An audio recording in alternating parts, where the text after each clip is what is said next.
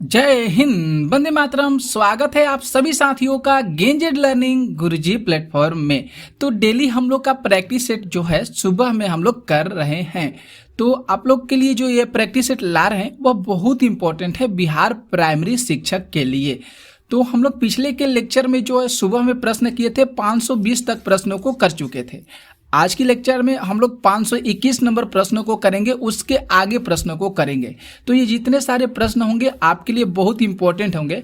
आप लोग इस लेक्चर को पूरा देखने का प्रयास कीजिएगा और जितना हो सके इसे शेयर भी कर दीजिएगा। लाइक जरूर करिएगा दोस्तों, ये सबसे हम लोग के लिए बहुत महत्वपूर्ण होता है। ओके, तो आइए हम लोग 521 नंबर प्रश्नों को देखते हैं।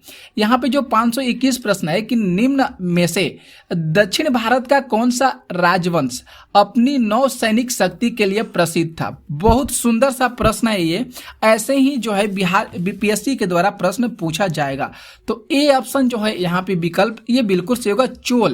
चोल के जो सैनिक है इनके द्वारा जो है ये जो है राजवंश जो है अपनी नौ सैनिक शक्ति के लिए प्रसिद्ध था, चोल वंश। ओके, अगला प्रश्न देखिए 522 नंबर प्रश्नों को देखिए। यहाँ पे जो 522 प्रश्न है कि चोल शासक का नाम बताइए जिसने श्रीलंका के उत्तरी भाग पर विजय प्राप्त की थी। तो उस चोल शासक का नाम जो होगा राजेंद्र प्रथम। राइट आंसर यहाँ पे जो बी हो रहा है ये बिल्कुल सही हो रहा है। याद करना होगा आप लोग को कि उस चोल शासक का नाम है जिन्होंने श्रीलंका के उत्तरी भाग पर विजय प्राप्त की थी, विजय हासिल की थी। राइट आंसर यहाँ पे जो होगा बी विकल्प सही हो रहा है। अगला प्रश्न आते हैं 523 नंबर प्रश्नों को देखिए। यहाँ पे जो 523 प्रश्न है कि दिए गए विकल्पों में से वृक्षीय जिसको ऑर्बेलियल के नाम से जाना जाता है उस जानवर की पहचान कीजिए। तो राइट आंसर यहाँ पे जो बी होगा ये बिल्कुल सही होगा, बंदर। क्योंकि बंदर से रिलेटेड वृक्षीय अगर बात कर दिया तो बंदर जो है अधिकतर वृक्ष पर ही रहते हैं, इसलिए यहाँ पे जो बी विकल्प हो रहा है ये सही हो रहा है। अगला प्रश्न देखिए 524। यहाँ पे जो 524 प्रश्न है कि किस रासायनिक यौगिक के कारण मिर्च का जो स्वाद होता है तीखा या मसालेदार होता है, किस रासायनिक यौगिक के कारण। तो यहाँ पे जो ऑप्शन सी होगा कैप्सेइसिन के कारण जो है मिर्च का जो स्वाद है वह तीखा या मसालेदार होता है। तो राइट आंसर यहाँ पे जो सी हो रहा है विकल्प ये सही हो रहा है। अगला प्रश्न देखिए 525 प्रश्न। यहाँ पे जो 525 प्रश्न है कि नट जिसको तनी रस्सी कहा जाता है इस पर चलने वाला व्यक्ति भौतिकी के किस नियम का पालन करता है।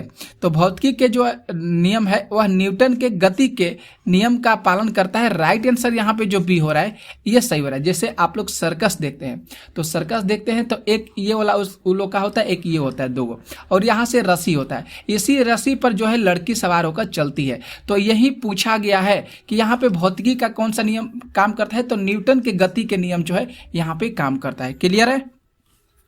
आगे देखिए 526 प्रश्नों को। यहाँ पे जो 526 प्रश्न है कि उस समीर को क्या कहा जाएगा जो सामान्यतः रात्रि में समुद्र से स्थल की ओर प्रवाहित होती है।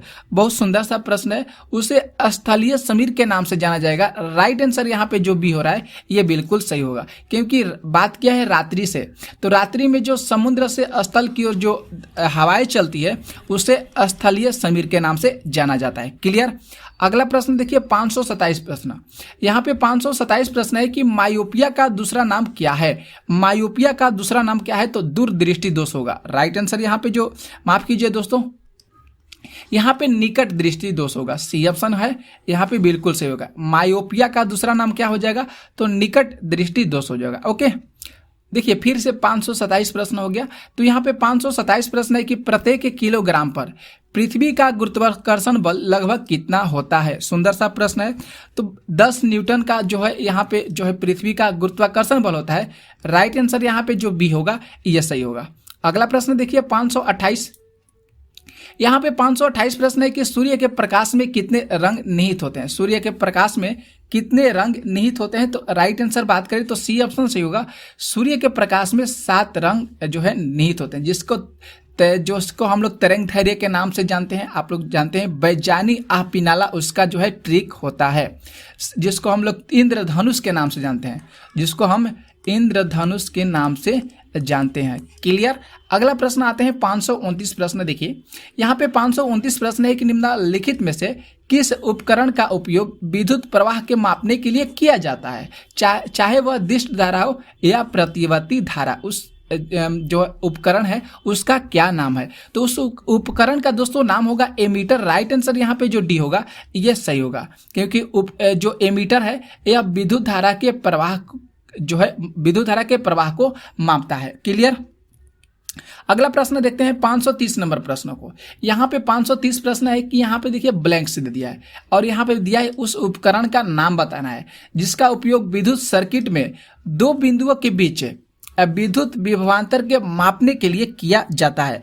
तो उसका जो नाम हो जाएगा वोल्ट मीटर हो जाएगा। राइट आंसर यहाँ पे जो सी हो रहा है यह सही होगा। ठीक है, क्योंकि दो बिंदुओं के बीच जो है विभवांतर को मापने का जो काम करता है उस उपकरण का नाम हो जाएगा वोल्ट मीटर।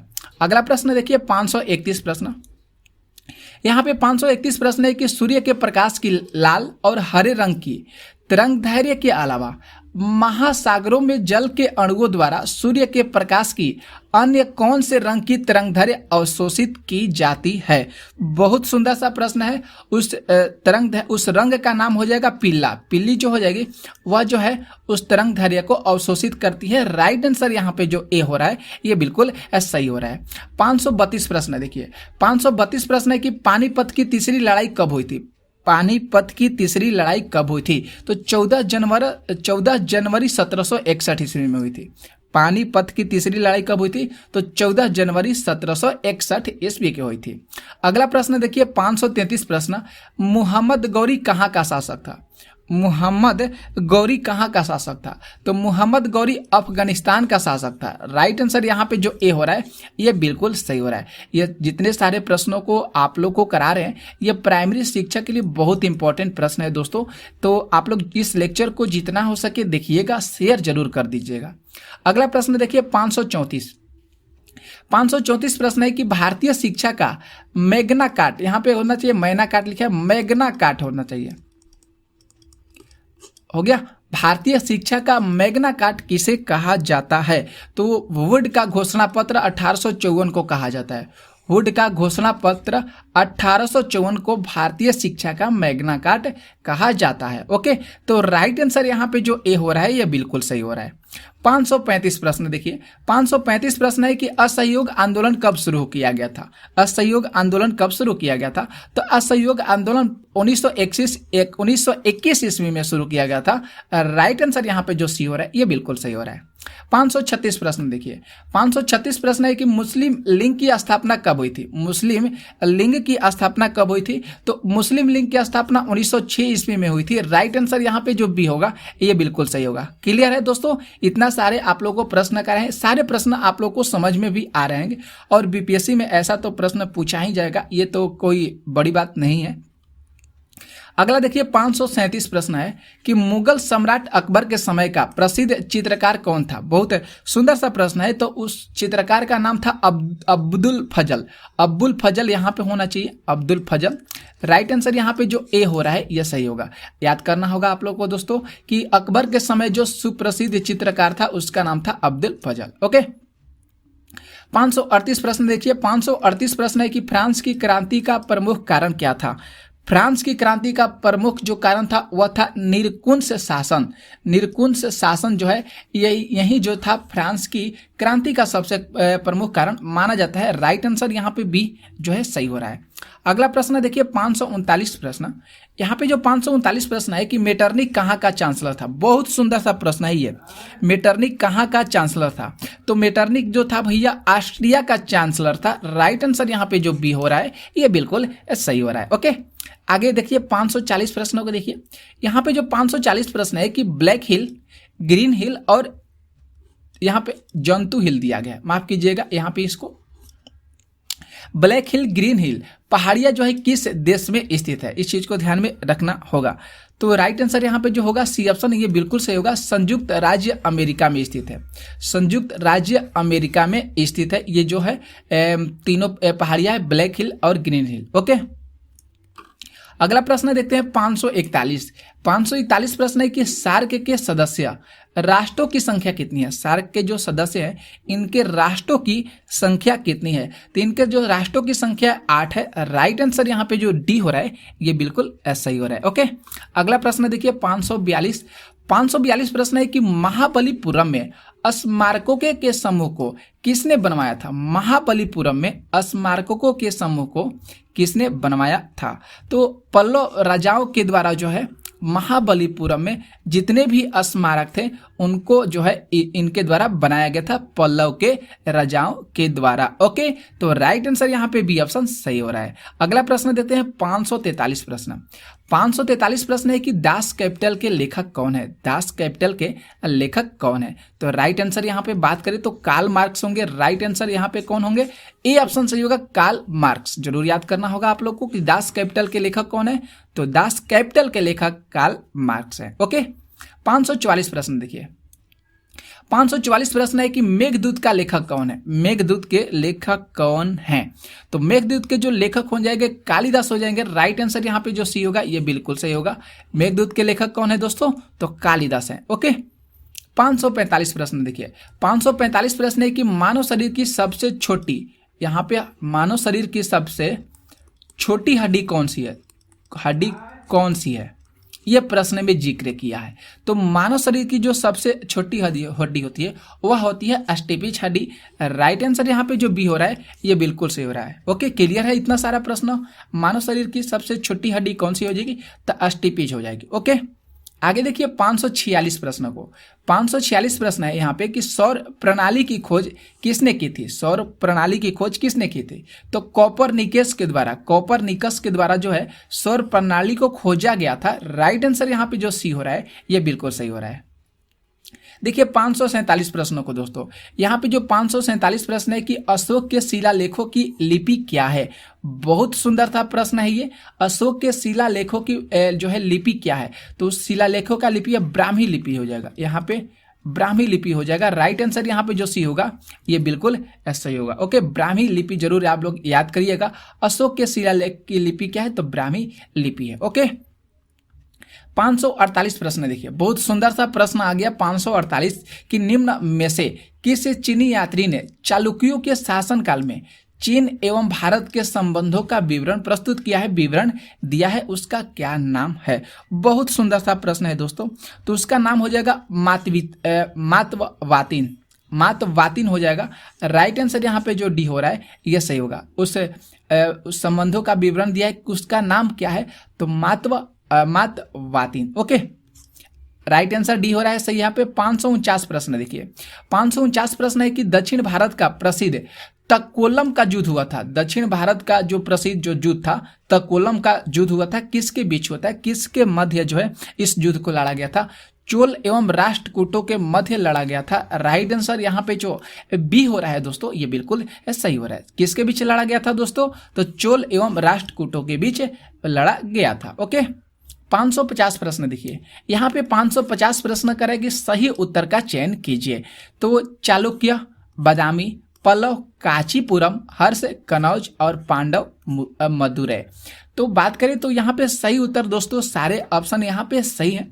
ए भी सही है, बी भी सही है, डी सी भी सही है और डी भी सही है। तो इसमें कोई भी ऑप्शन जो है गलत नहीं है। ओके, 551 प्रश्न देखिए। 551 प्रश्न है कि भारतीय राजनीतिक व्यवस्था में इनमें से कौन जो है सबसे सर्वोच्च है। तो सबसे सर्वोच्च संविधान होता है माना गया है। राइट आंसर यहाँ पे जो बी ऑप्शन हो रहा है ये सही हो रहा है। 552 प्रश्न देखिए। 552 प्रश्न है दोस्तों कि भारतीय राजनीतिक व्यवस्था में कार्यपालिका के अधीन रहकर कार्य करती है। जो भारतीय राजनीतिक व्यवस्था होती है वह कार्यपालिका के अधीन, कौन से कार्यपालिका के अधीन रहकर काम करती है। तो बात करें यहाँ पे तो विधान पालिका के अधीन जो है ये काम करती है। राइट आंसर यहाँ पे जो बी हो रहा है ये बिल्कुल सही हो रहा है। ओके, 553 प्रश्न देखिए। 553 प्रश्न है कि राजनीतिक शब्दावली में शून्य काल का क्या अर्थ माना गया है। राजनीतिक शब्दावली में शून्य काल का क्या अर्थ माना गया है। तो प्रश्न उत्तर शस्त्र माना गया है। शून्य काल जब भी हो जाता है तो उसका जो अर्थ देखने को मिलता है तो उसका है प्रश्न उत्तर शस्त्र माना गया है। प्रश्न उत्तर सत्र माना गया है, सत्र माना गया है। क्लियर है, डी ऑप्शन यहाँ पे सही हो रहा है। 554 प्रश्न देखिए, 554 प्रश्न है दोस्तों कि 42वें संविधान संशोधन के 10 आचार आदेशों को किस नाम से जाना जाता है? 10 आचार आदेशों को किस नाम से जाना जाता है? तो बात करें तो मौलिक कर्तव्य के नाम से जाना जाता है। बी ऑप्शन यहाँ पे जो है ये सही हो रहा है। किस नाम से जाना जाता है? तो मौलिक कर्तव्य के नाम से जाना जाता है। 555 प्रश्न देखिए, 555 प्रश्न है कि कानूनी विषयों पर राज्य सरकार को कौन सा परामर्श देता है? कानूनी विषयों पर राज्य सरकार को कौन परामर्श देता है? तो बात करें तो एडवोकेट जनरल देता है। राइट आंसर यहाँ पे जो बी हो रहा है ये सही हो रहा है। कौन देता है दोस्तों? तो एडवोकेट जनरल देता है। क्लियर? अगला प्रश्न देखिए 556 प्रश्न। 556 प्रश्न है कि भारत में निम्नलिखित में से किसके अंतर्गत पंचायती राज प्रणाली की व्यवस्था की गई है? सुंदर सा प्रश्न है। तो राज्य के नीति निर्देशक सिद्धांत के अनुसार जो है पंचायती राज्य प्रणाली की व्यवस्था की गई है। राइट आंसर यहाँ पे जो सी हो रहा है दोस्तों ये बिल्कुल सही हो रहा है। अगला प्रश्न देखते हैं 557 प्रश्न है कि पदार्थ के संवेग और वेग के अनुपात से कौन सी भौतिक राशि प्राप्त की जाती है? बहुत सुंदर सा प्रश्न है। उसे द्रव्यमान, कौन सी भौतिक राशि प्राप्त की जाती है? तो द्रव्यमान प्राप्त किया जाता है, द्रव्यमान। तो राइट आंसर यहाँ पे जो सी हो रहा है ये बिल्कुल सही हो रहा है। ओके, अगला प्रश्न देखते हैं 558 प्रश्न। 558 प्रश्न है कि बल जो है किसका गुणनफल होता है? बल जो है किसका गुणनफल होता है?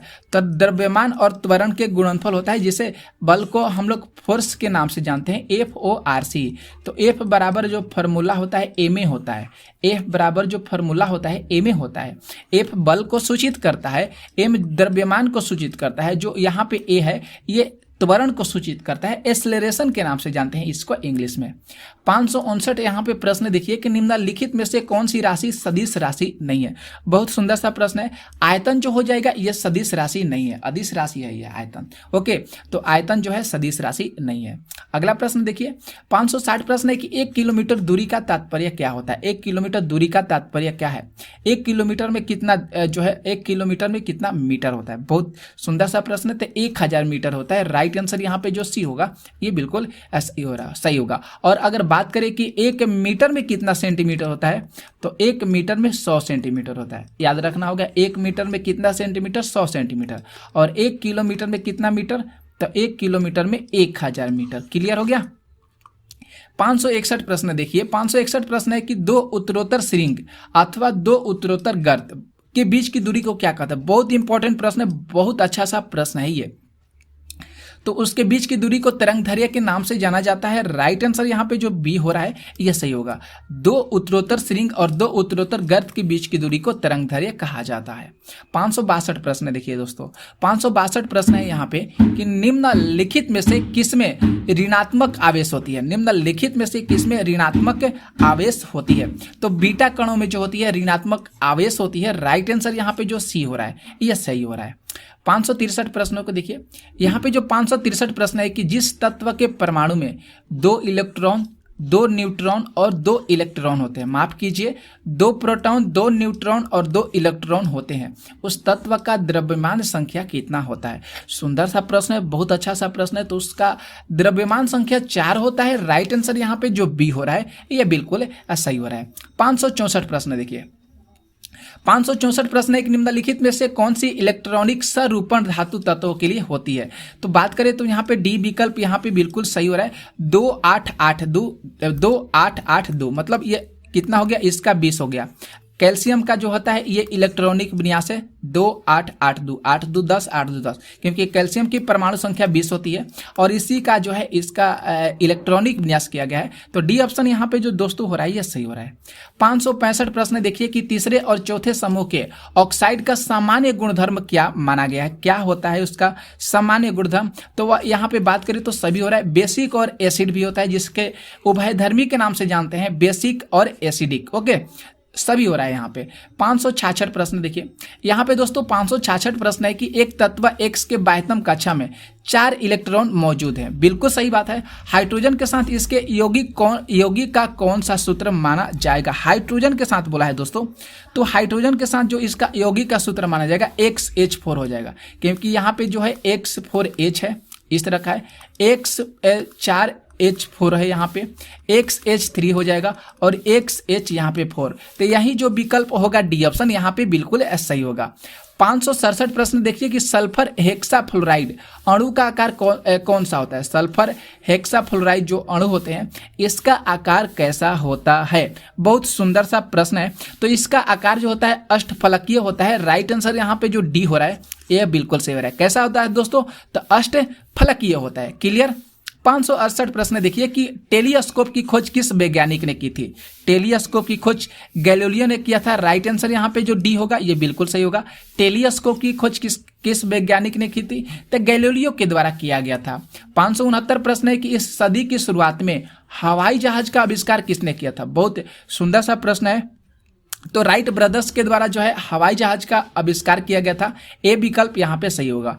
570 प्रश्न देखिए, 570 प्रश्न है कि कशेरुक रज्जु में कितनी जोड़ी तंत्रिकाएं निकलती है। कशेरुक रज्जु में कितनी जोड़ी तंत्रिकाएं निकलती है, तो 33 जोड़ी तंत्रिकाएं निकलती है। राइट आंसर यहाँ पे जो सी हो रहा है ये बिल्कुल ऐसा ही हो रहा है। 571 प्रश्न देखिए कि प्रतिवर्ती क्रियाओं का नियंत्रण केंद्र कहाँ पे होता है। प्रतिवर्ती क्रियाओं का नियंत्रण केंद्र कशेरुक रज्जु में होता है। राइट आंसर यहाँ पे जो दोस्तों सी हो रहा है ये बिल्कुल ऐसा ही हो रहा है। 572 प्रश्न देखिए, 572 प्रश्न है कि थायराइड ग्रंथि से थायरॉक्सिन स्रावित करने के लिए उत्तेजित करने वाली अंतःस्रावी हार्मोन कौन सा है। बहुत सुंदर सा प्रश्न है। तो TSH याद करिएगा, TSH को जरूर याद करिएगा। थायरॉक्सिन हार्मोन जो होती है ये अंतःस्रावी हार्मोन को उत्तेजित करती है, तो उसका क्या नाम है, TSH है। ओके। 573 प्रश्न है कि निषेचन की क्रिया कहां पर होती है। निषेचन की क्रिया अंड वाहिनी में होती है। राइट आंसर यहाँ पे बी हो रहा है, ये बिल्कुल ऐसा ही हो रहा है। 574 प्रश्नों को देखिए, 574 प्रश्न बहुत भयंकर है, बहुत सुंदर सा प्रश्न है, इंपॉर्टेंट है कि पीतल के बर्तनों को कलाई करते समय गर्म बर्तन के सफाई के लिए प्रयोग किए जाने वाले अमोनियम क्लोराइड चूर्ण से निकलने वाला धुआं कौन सा होता है। बहुत सुंदर सा प्रश्न है। तो उसका धुआं जो होता है अमोनिया और हाइड्रोक्लोरिक एसिड का होता है।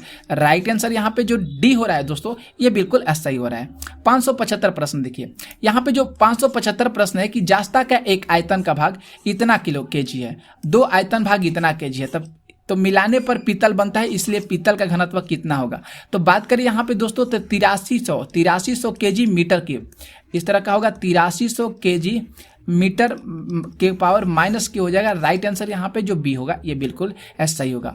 576 प्रश्न देखिए कि अनुशीलन समिति थी। अनुशीलन समिति थी एक प्रकार की क्रांतिकारी संगठन, एक प्रकार की क्रांतिकारी संगठन की समिति थी। राइट आंसर यहाँ पे डी हो रहा है, सही हो रहा है। 577 प्रश्न है कि सुरक्षा प्रकोष्ठ की नीति किससे संबंधित है। तो सुरक्षा प्रकोष्ठ की नीति वारेन हेस्टिंगर से संबंधित है। ए विकल्प यहाँ पे सही हो रहा है। 578 प्रश्न है कि all India trade union Congress का प्रथम अध्यक्ष कौन थे। तो लाला लाजपत राय थे। ऑप्शन डी जो होगा यहाँ पे सही होगा। ऑल इंडिया ट्रेड यूनियन के कांग्रेस के प्रथम अध्यक्ष लाला लाजपत राय थे। 579 प्रश्न है दोस्तों कि भारत छोड़ो आंदोलन के समय इंग्लैंड का प्रधानमंत्री कौन थे। इंग्लैंड के प्रधानमंत्री चर्चिल थे उस समय। राइट आंसर यहाँ पे जो बी हो रहा है ये बिल्कुल ऐसा ही होगा। अगला प्रश्न देखिए 580 प्रश्न जो है कि महावीर स्वामी का जन्म कहाँ पे हुआ था। तो महावीर स्वामी का जन्म कुंडग्राम में हुआ था। राइट आंसर यहाँ पे जो ए हो रहा है ये बिल्कुल सही हो रहा है। ठीक है। 81 प्रश्न देखिए, 581 प्रश्न है कि महात्मा बुद्ध का महापरिनिर्वाण कहाँ पे हुआ था। तो महात्मा बुद्ध का जो महापरिनिर्वाण जो है कुशीनगर में हुआ था। राइट आंसर यहाँ पे जो सी होगा बिल्कुल सही होगा। 582 प्रश्न देखिए, 582 प्रश्न दोस्तों है कि महात्मा बुद्ध ने अपना पहला धर्म चक्र प्रवर्तन किस स्थान पर दिए थे। तो यहाँ पे कहाँ पे दिए थे दोस्तों, तो सारनाथ में दिए थे। धर्म चक्र परिवर्तन याद करिएगा, कहाँ पे दिए थे, तो सारनाथ में दिए थे। 583 प्रश्न है कि मगध की प्रथम राजधानी कौन सी थी। तो मगध की प्रथम राजधानी गिरिव्रज, जिसको हम राजगृह के नाम से जानते हैं। राइट आंसर यहाँ पे जो सी होगा ये बिल्कुल सही हो रहा है। 584 प्रश्न दोस्तों देखिए कि निम्नलिखित में से किसको संविधान द्वारा मौलिक अधिकारों को लागू करने की शक्ति दी गई है। बहुत सुंदर सा प्रश्न है। तो सर्वोच्च न्यायालय और उच्च न्यायालयों के द्वारा जो है मौलिक अधिकारों को लागू करने की शक्ति दी गई है। डी विकल्प यहाँ पे सही हो रहा है। 585 प्रश्न देखिए कि भारत का राष्ट्रपति किसके द्वारा हटाया जा सकता है। भारत के राष्ट्रपति को किसके द्वारा हटाया जा सकता है। तो संसद के द्वारा जो है भारत के राष्ट्रपति को हटाया जा सकता है। बी विकल्प सही हो रहा है। 586 प्रश्न, एक निम्नलिखित में से कौन सा विषय समवर्ती सूची के अंतर्गत आता है? तो शिक्षा जो हो जाएगा ये समवर्ती सूची के अंतर्गत आता है, बी ऑप्शन यहाँ पे सही हो रहा है। 587 प्रश्न देखिए, 587 प्रश्न है दोस्तों कि जिस समिति की सिफारिश पर भारत में पंचायती राज्य की स्थापना की गई थी उसका अध्यक्ष कौन था? सुंदर सा प्रश्न है। बलवंत राय समिति था। उसका अध्यक्ष जो कौन सा समिति था? माफ कीजिए, बलवंत राय मेहता थे। उस समिति के अध्यक्ष कौन थे? तो बलवंत राय मेहता थे। क्लियर। 588 प्रश्न है दोस्तों कि भारत में पंचायती राज व्यवस्था सर्वप्रथम राजस्थान में आरंभ की गई थी। राजस्थान में और देश में आरंभ की गई थी। दो गो प्रश्न यहाँ पे बना है कि भारत में पंचायती राज व्यवस्था सर्वप्रथम राजस्थान और किस में आरंभ की गई थी। एक और राज्य का नाम यहाँ पे जिक्र हुआ है, तो डी ऑप्शन सही होगा, आंध्र प्रदेश में किया गया था। ठीक है। अगला प्रश्न देखिए 589 प्रश्न है कि राज्यसभा में राष्ट्रपति द्वारा कितने सदस्यों को मनोनीत किए जाते हैं? तो 12 सदस्यों को मनोनीत किए जाते हैं, सी ऑप्शन यहाँ पे सही हो रहा है। और 590 प्रश्न देखिए कि पंचायत के चुनाव कराने हेतु निर्णय किसके द्वारा लिया जाता है? तो चुनाव आयोग के द्वारा जो है पंचायत के चुनाव कराने हेतु निर्णय को लिया जाता है। तो 590 तक हम लोग आज प्रश्नों को किए। कैसा लगा आप लोग को क्लास? ये जरूर आप लोग शेयर कीजिएगा, कमेंट जरूर कीजिएगा। ये सबसे मुख्य होता है कि आप लोग को क्लास कैसा लगा। ठीक है, तो जितना हो सके दोस्तों आप लोग इस लेक्चर को शेयर कीजिएगा। शेयर करने में कोई दिक्कत मत छोड़िएगा। आपका प्रयास ही हम लोग का सफलता तक पहुंचा सकता है। हम लोग की कोशिश जरूर है कि आप लोग को जो है जितना से जितना प्रश्नों को कराया जाए। तो आज की लेक्चर हम लोग यहीं पे समाप्त करते हैं। मिलते हैं दोपहर में इतिहास के प्रश्नों के साथ। तब तक के लिए आप लोग को जय हिंद, जय भारत।